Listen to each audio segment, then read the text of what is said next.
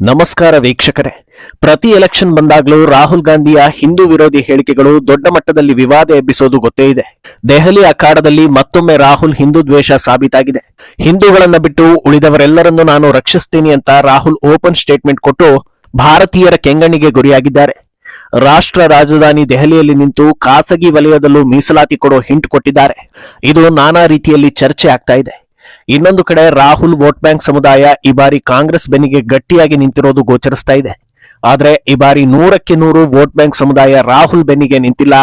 ಮೆಲ್ಲಗೆ ಒಂದಷ್ಟು vote BJP ಕಡೆಗೆ ಟರ್ನ್ ಆಗಿದೆ ಅನ್ನೋದಕ್ಕೂ ಕೂಡ ಮಹತ್ವದ ಸಾಕ್ಷಿಯೊಂದು ಸಿಗ್ತಾ ಇದೆ. ಇದೇ ಈ ಬಾರಿ ಬಿಜೆಪಿ ಪಾಲಿಗೆ ದೊಡ್ಡ ಟರ್ನಿಂಗ್ ಪಾಯಿಂಟ್ ಆಗಬಹುದು ಅಂತ ವ್ಯಾಖ್ಯಾನಿಸಲಾಗ್ತಾ ಇದೆ. ಇನ್ನೊಂದೆಡೆ ಕೇಜ್ರಿವಾಲ್ ವಿರುದ್ಧ ಜನಾಕ್ರೋಶ ಮುಂದುವರೆದಿದೆ. ಇದೆಲ್ಲವನ್ನ ಒನ್ ಬೈ ಒನ್ ವಿವರಿಸ್ತಾ ಹೋಗ್ತೀವಿ. ಈ ವಿಡಿಯೋವನ್ನ ತಪ್ಪದೆ ಕೊನೆ ತನಕ ನೋಡಿ. ಅದಕ್ಕೂ ಮುನ್ನ ಮೀಡಿಯಾ ಮಾನ್ಸ್ಟರ್ ಚಾನೆಲ್ ಅನ್ನ ತಪ್ಪದೆ ಸಬ್ಸ್ಕ್ರೈಬ್ ಮಾಡಿ. ಎಸ್, ಓಡೋವಾಗ ಒಬ್ಬ ಮನುಷ್ಯ ಕೆಳಗೆ ಬಿದ್ರೆ ಮುಂದಿನ ಸಲ ಆ ಜಾಗದಲ್ಲಿ ಓಡೋವಾಗ ಸ್ವಲ್ಪ ಎಚ್ಚರಿಕೆಯಿಂದ ಇರ್ತಾನೆ. ವ್ಯವಹಾರದಲ್ಲಿ ಯಾರಿಗಾದ್ರೂ ನಷ್ಟ ಆದ್ರೆ ಮುಂದಿನ ಸಲ ಎಚ್ಚರಿಕೆಯಿಂದ ವ್ಯವಹಾರ ಮಾಡ್ತಾರೆ. ಆದ್ರೆ ರಾಹುಲ್ ಗಾಂಧಿಯ ರಾಜಕೀಯ ಮಾತ್ರ ತರ್ಕಕ್ಕೆ ನಿಲುಕದ್ದು ಅನ್ನೋ ರೀತಿ ಆಗ್ತಾ ಇದೆ. ಹಿಂದೂಗಳ ವಿರುದ್ಧ ದ್ವೇಷ ಸಾರಿದ್ದಕ್ಕೆ, ಜಾತಿ ಮಧ್ಯೆ ವಿಷ ಬೀಜ ಬಿತ್ತಿದ್ದಕ್ಕೆ, ದೇಶ ವಿರೋಧಿ ನಡೆ ನುಡಿಗಳಿಂದಾಗಿ 3 ರಾಜ್ಯಗಳಲ್ಲಿ ಸೋಲಾಗಿದೆ. ಇನ್ನಾದ್ರೂ ಸರಿ ಹೋಗ್ತಾರಾ ಅಂತ ಜನರು ಕಾಯ್ತಾ ಇದ್ರೆ ಅವರ ಆಸೆಗೆ ರಾಹುಲ್ ತಣ್ಣೀರು ಎರಚಿದ್ದಾರೆ. ದೆಹಲಿ ಅಖಾಡದಲ್ಲಿ ರಾಹುಲ್ ಮತ್ತೆ ಹಳೆ ಫಾರ್ಮುಲಾ ಬಳಸಿದ್ದಾರೆ. ಈ ಬಾರಿ ಇನ್ನೂ ಒಂದು ಹಂತ ಮುಂದಕ್ಕೆ ಹೋಗಿ ಹಿಂದೂ ವಿರೋಧವನ್ನ ಅನಾವರಣಗೊಳಿಸಿದ್ದಾರೆ. ಇದು ಈಗಾಗಲೇ ದೊಡ್ಡ ಮಟ್ಟದಲ್ಲಿ ಚರ್ಚೆಗೆ ದಾರಿ ಮಾಡಿದೆ.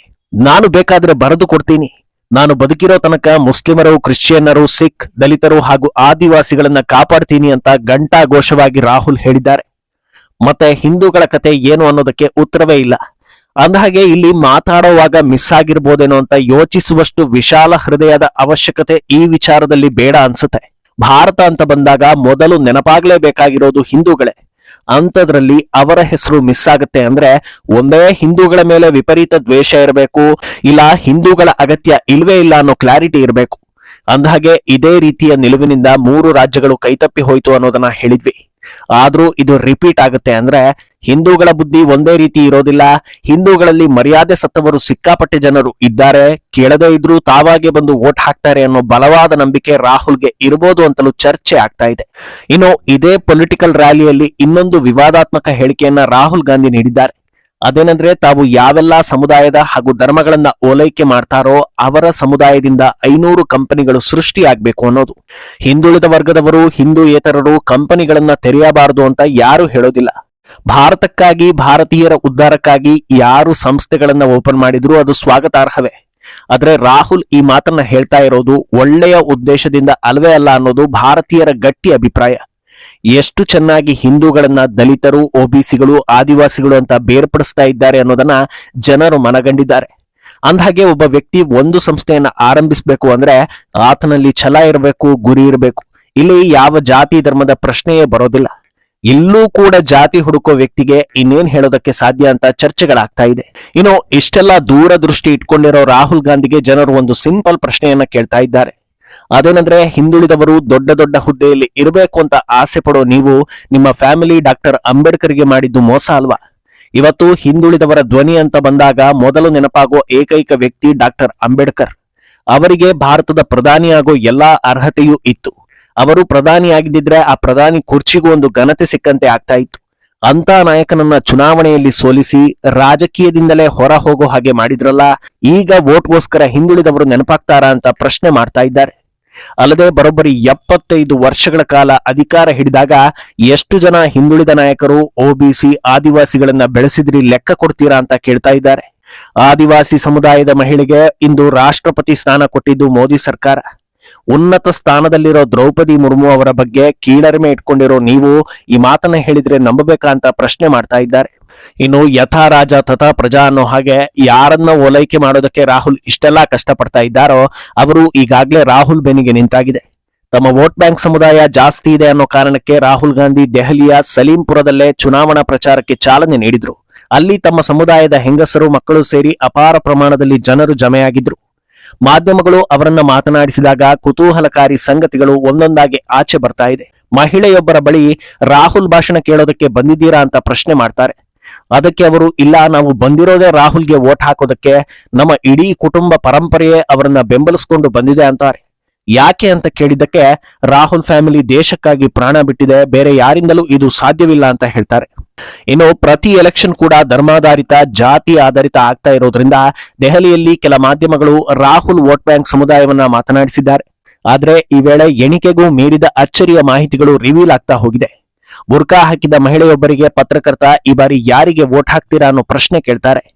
ಆಮ್ ಆದ್ಮಿಗೆ ವೋಟ್ ಹಾಕ್ತಾ ಇದ್ವಿ, ಆದ್ರೆ ಅವರು ಏನೂ ಮಾಡಿಲ್ಲ, ಆದ್ರಿಂದ ಈ ಸಲ ಅವರಿಗೆ ವೋಟ್ ಹಾಕೋದಿಲ್ಲ ಅಂತಾರೆ. ಬಿಜೆಪಿಯನ್ನು ಸೋಲಿಸೋದೇ ನಿಮ್ಮ ಗುರಿ ಅಲ್ವಾ ಅಂತ ಪತ್ರಕರ್ತರು ಪ್ರಶ್ನೆ ಕೇಳ್ತಾರೆ.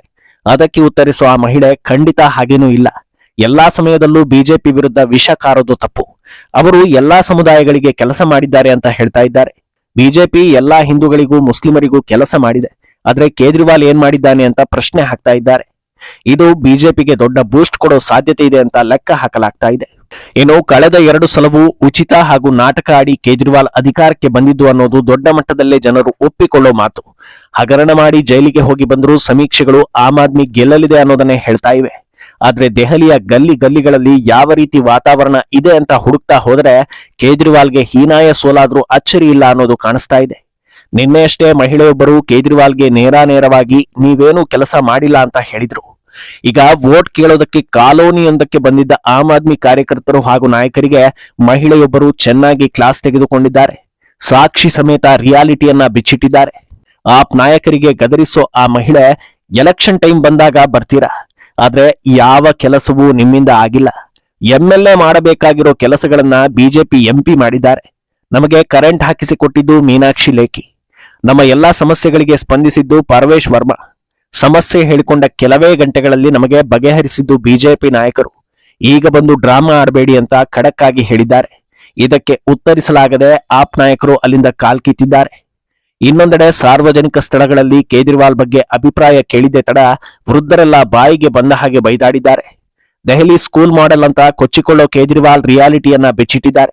ಇವತ್ತು ಶಾಲೆಗೆ ಹೋಗುವ ಮಕ್ಕಳು ಮದ್ಯಪಾನ ಮಾಡಿ ಅಲಿತಾ ಇದ್ದಾರೆ.